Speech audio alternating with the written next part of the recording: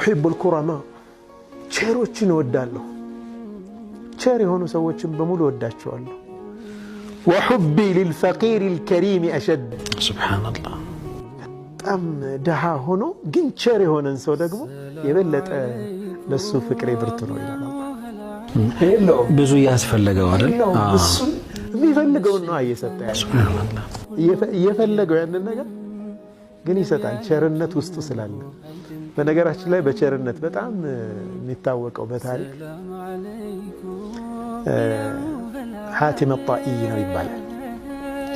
በጣም ቸር ነበርና እናቱ በሱ በሞተበት ጊዜ በጣም አዝነው ነበር እና ልጃቸው የሐቲም ወንድም አይዞሽ እናቴ እኔ ያለሁልሽ እኮ አይ እንደሱ እንኳን አትሆንም እሱ ማለት ህፃን እያለ ሌላ ህፃን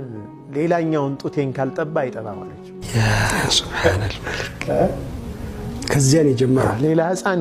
ካልያዝኩ የሚጠባ አይጠባ ያ ሱብሃንአላህ ኢኔት የሆነ በቃ ተፈጥሯዊ ቸርነት ያላቸው ሰዎች አሉ ደሃም ሆነው ራሳቸውን የሚረሱ ማለት ነው